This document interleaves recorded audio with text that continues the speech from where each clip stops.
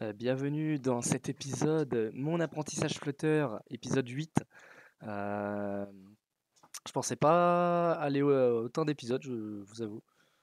Et puis surtout, je pensais pas du tout être assidu, parce qu'à chaque fois que je lance une série, bah, je la termine jamais. Enfin, ça va jamais très loin généralement. Donc je suis assez content de moi. Euh, Ici, eh bien, on en était où? On en était à hop, mon application, donc j'ai ma question factice avec mes. Même pas, j'utilise même pas mes demi-data, non, c'est juste là, du texte en brut, question 1, enfin question 1, réponse 1, 2, 3 et 4, voilà, qui utilise donc les answer buttons qui sont des widgets à part entière, voilà, réponse 1, 2, 3, 4, qui pour l'instant ne font pas grand-chose. Mais on va pouvoir les rendre interactifs. Mais avant de les rendre interactifs, on va déjà lister en fait nos réponses. On va utiliser des list view d'après du coup ici le cours Accessing List Elements and Object Properties. Donc je pense qu'on va utiliser ici au lieu de children's, au lieu d'un crochet comme ça va directement être une list view de quelque chose. Donc là après hop, children, là on va pouvoir mettre du coup nos éléments. Alors là, ce qu'il nous a demandé de faire, donc import package, donc là on importe en fait nos questions qu'on a définies avant. Pour l'instant, on va faire uniquement avec la première question. Donc ici, on définit current question, et ben c'est la question, la première question, donc en index 0. Juste ici, donc qu'est-ce que Flutter? Et ici, ce que j'ai fait, bah, answer text, et bah, je récupère mon current question et j'utilise du coup le texte. Voilà, j'aurais pu mettre même la première réponse, mais non, c'est la question, donc c'est le texte. Ah non, alors attendez, c'est même pas ici, je me trompe, c'est là, currentQuestion.text. Voilà. Et donc, à partir d'ici, d'ailleurs ici, eh ben, on enlève le const parce que c'est pas constant. Notre text style, lui, il est constant. Et donc ici, ben, on va faire .answers. Et là, bah, comme nous sommes la première réponse, on va mettre 0. Voilà. Et on répète ça juste ici. Donc 1. Mais de toute façon, avec la liste view, on va pas devoir répéter. Hein, ça sera automatisé. Pour l'instant, on fait de façon brute, comme ceci. Hop. On actualise, on va voir. Et voilà. Qu'est-ce que Flutter? Donc ça met directement hop, juste ici, les réponses. Les différentes réponses qui ont d'ailleurs une taille différente. Il va falloir qu'on améliore ça. Mais ça marche. Je suis plutôt content. Ça reste quand même des choses très basiques. Donc, étant donné que c'est une liste, on peut utiliser la fonction map ici pour faire des choses. Sauf que je suis persuadé qu'il va utiliser une list view. Alors, ce qui nous explique ici, alors ici, là en fait, j'ai rajouté ça. Donc, current question pointers, étant donné que c'est une liste, donc on peut faire .map. On peut récupérer du coup chaque réponse de la question et retourner un widget. Donc, pour chaque réponse de la question, je retourne le widget answer button sur lequel je mets comme texte answer. Voilà. Donc, c'est-à-dire le contenu de la réponse. Le problème, c'est que ici, l'élément ne peut pas être assigné à la liste de type widget. Et là, il dit que c'est un iterable. Enfin, la liste, c'est plutôt un iterable. Donc, à ce moment-là, je pense qu'il va utiliser la list view. Ah ouais. Alors là, j'ai ajouté du coup des points de suspension juste devant. Et là, ça marche. Je vous avoue que je comprends pas trop. Mais ça a l'air de marcher. Là, je réinitialise mon appli. Ouf. Ah bah oui, je les ai en deux fois, c'est normal. Voilà, il y a juste le style qui s'est pas appliqué ici. Mais ça marche. En fait, on spread, on diffuse finalement les valeurs. D'accord, ok. Ouais, en fait, d'accord, on extrait, en fait, c'est comme si on extrait du coup chaque answer button et bah, on a exactement le même résultat ici. Alors cependant, ça là, je vais peut-être le récupérer et je vais le mettre dans mon wrap parce que mon wrap est bien plus joli. Voilà, hop, et merde, hop, non, faut pas que je fasse comme ça, voilà. et je peux mettre mes children là-dedans, dans le crochet, et normalement, voilà, ça marche. Donc dans mon crochet, hop, voilà, là, c'est plus parlant, là. Là, je spread, en fait, chaque truc comme ça dans mon children, et donc ça va avoir le même résultat. Là, c'est beaucoup plus parlant, et surtout, on garde le même style grâce au wrap, direction et spacing. Et bah, ici, on va garder normalement, voilà, le même style de bouton d'affichage, là. Je diffère un petit peu du cours, hein, j'ajoute mes petites pattes personnelles. Voilà, alors là, j'ai stylisé un peu du coup. À la place du wrap, j'ai remis une colonne ici. Et dedans, enfin, et cette colonne, je l'ai mis dans un container. Donc, et de mon bouton, du coup, donc au lieu d'avoir un gap, un, un espacement entre chaque élément, en fait, j'ai créé un margin dans mon bouton. Donc, en fait, le bouton est composé d'une marge. Mais ça rend pareil, voilà. Et du coup, chaque bouton eh ben, prend tout l'espace grâce à Cross Axis Alignment Stretch. Donc on a un résultat plutôt, voilà, hein, plutôt convenable. Et c'est peut-être...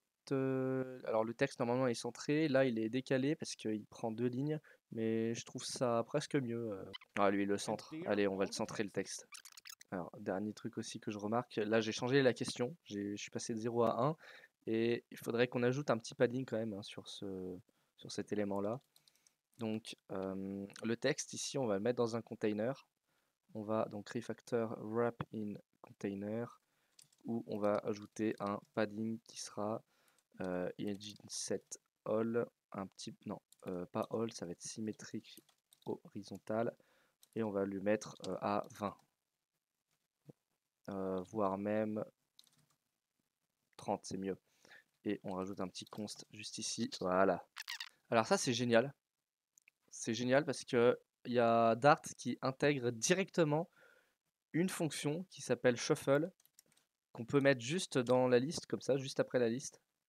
Alors en fait, shuffle va changer finalement la liste d'origine, va mélanger la liste d'origine, mais nous on veut pas mélanger la liste d'origine puisque la bonne réponse c'est la première. Nous, on veut mélanger finalement la liste, on veut une copie. Alors, comment va-t-il faire? Eh bien, on va voir ça. Alors là, c'est très complexe. Il nous a donc en fait ici créé à l'intérieur de notre quiz question, donc notre modèle, une fonction qui permet de récupérer les réponses mélangées. Donc, pour ce faire, on est obligé de passer par une variable final qui sera de type list string, puisqu'on retourne ici une list string, égale, et là il utilise un truc list of answers, alors j'ai pas trop compris, j'ai demandé à ChatGPT. Ensuite on shuffle la liste et on la retourne ensuite. Donc allez, on va demander à ChatGPT exactement ce qu'il en est. Alors il nous dit, comme c'est un cours de qualité, hein, il nous dit que le quiz question est structuré de manière à être robuste et flexible. Donc, alors notre const, bon ça c'est ok, on s'en fiche, ça on s'en fiche. Voilà, la méthode, donc get shuffle answers. Donc on duplique la liste. Avant de mélanger les réponses, le code crée une copie de la liste originale. Donc list of answers, ici. Mais je me demande pourquoi on a besoin de faire list of answers alors qu'on pourrait très bien mettre answers de cette manière. Parce que là, ce qui nous est retourné finalement, list string, ça marche pareil. Pourquoi on a besoin d'utiliser list of? Cette étape est cruciale car elle préserve la liste d'origine des réponses dans son ordre initial. Cela peut être utile si vous avez besoin de référencer l'ordre original plus tard ou si vous voulez éviter de modifier les données d'origine. Hop, et ensuite il y a le mélange. Alors on va lui demander pourquoi ne peut-on pas simplement utiliser ceci. Bon, simplement épargner list.off en utilisant ceci. Bonne question. L'idée de simplifier le code semble attirante, mais cela introduit un problème potentiel. Cela ne crée pas une nouvelle liste, mais plutôt une nouvelle référence à la liste originale. D'accord, je comprends. Donc ça va être une référence. Donc cela signifie que lorsque vous utilisez shuffled.list.shuffle, donc ici, vous allez également modifier l'ordre des éléments dans la liste d'origine. Ah ouais, bah ça je savais pas, tiens. Ah. Donc utiliser list off, en fait, ça va faire une copie. C'est très intéressant. Très très intéressant. Eh bien, on va se contenter de ces informations. Et donc à la place d'Answers, on va prendre get answers, shuffled answers. Et là, normalement, c'est censé les mélanger. Bam. Donc qu'est-ce que Flutter? Un système d'exploitation mobile. On va regarder dans les questions. Eh bien, voilà, les systèmes d'exploitation mobile, il était en deuxième et là, il se retrouve en premier. Un outil de gestion de base de données, il était en dernier, il se retrouve en deuxième. Donc, notre fonction marche bien. Voilà, une bibliothèque JavaScript, c'est troisième. Et si on relance, regardez, hop, donc on a un système d'exploitation et un SDK en bas.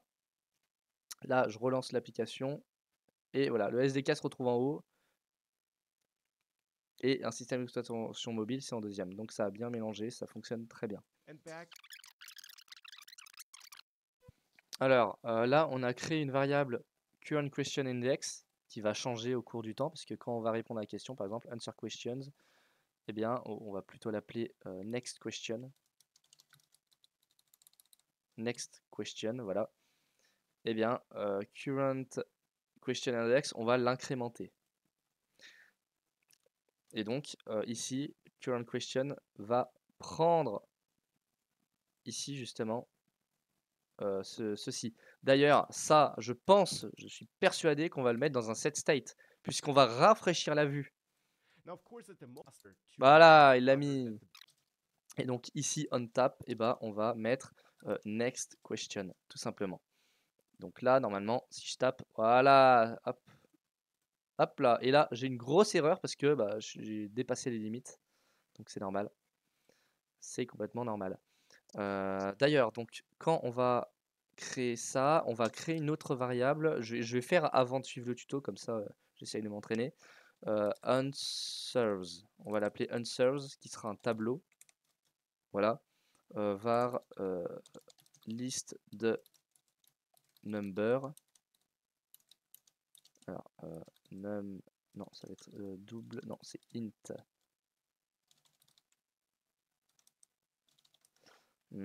Comment on fait? What the fuck? Comment on fait une liste de... Bon, pour l'instant, on va le laisser en var. Voilà. Et donc, quand on va faire next question, ici, nous allons donc ajouter answers, donc point, et là, ça va être, je pense, add. On regarde un petit peu. Ça va être add. Answer.add, et donc, la question qu'on a ici, next question, on va mettre donc l'index de notre réponse. Donc, l'index de notre réponse, ça va être... Ah, là, ça se complique, là. Parce que nos réponses sont shuffled, donc elles sont complètement aléatoires. À mon avis, il va falloir utiliser des ID, mais bon, on va voir ce qu'il en est dans le tuto. Ah d'accord, il revient en arrière, donc dans quiz. Ok, il va faire d'autres trucs. Donc selected answers. Donc ma liste que j'avais créée tout à l'heure, ici, elle va se retrouver en fait dans quiz. C'est plutôt logique hein, en fait. Hop, voilà, je l'enlève. On peut même enlever ça, ça sert plus à rien. On va y mettre ici.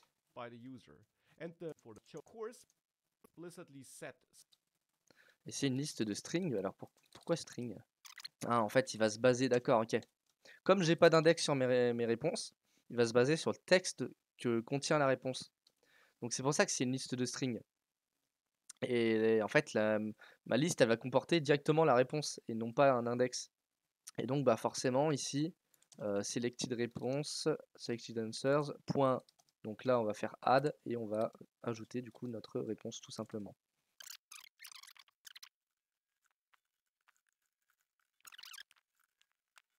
Ok, alors c'est très complexe, mais on y arrive. Donc ici, ça marche, hein, j'appuie, voilà, je réponds aux questions, c'est génial. Alors, par quoi commencer? Je suis revenu du coup sur mon quiz.dart ici. On a donc défini une liste de strings qui seront les réponses répondues, donc celles qu'on sélectionne, qui seront des strings, donc ça sera directement la réponse, il n'y aura pas d'index. Nous avons une fonction où on choisit une réponse, qui prend en argument de la réponse, et on l'ajoute du coup à notre liste, ici. Voilà. Ici, dans notre widget question screen, nous avons un argument onSelectAnswer, donc lorsqu'on sélectionne une réponse, eh bien on exécute la fonction chooseAnswer, qui comprend donc l'argument réponse, ici. Donc c'est pour ça que la final void function, on l'a définie, onSelectAnswer, eh bien on dit qu'il y a un string answer dedans, voilà. Et on l'initialise ici dans nos arguments, qui est d'ailleurs à côté de superkey, hein. Voilà. Ensuite, donc current question index, il est à 0. Et lorsqu'on donc clique sur une réponse, donc on tap, next question, on exécute la question avec donc la réponse en argument. On récupère donc la réponse sélectionnée.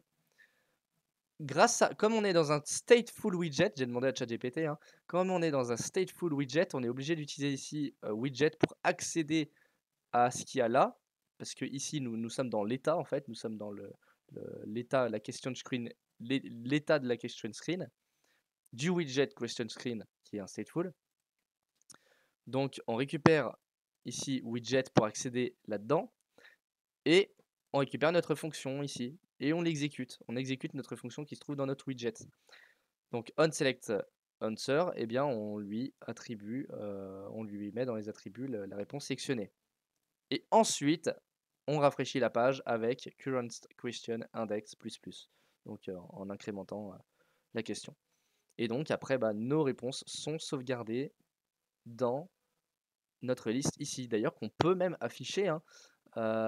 C'est un stateful widget, oui, on peut l'afficher. State, donc, et bien regardez, hop, selected answer, on va le mettre dans un set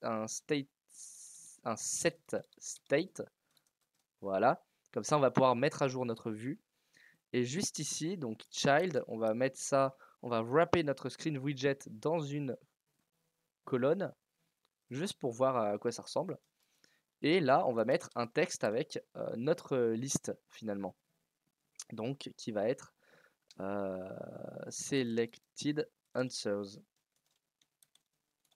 De cette manière. Alors, comme c'est une liste, on va, voilà, as string. Donc, si je fais ça comme ça, voilà.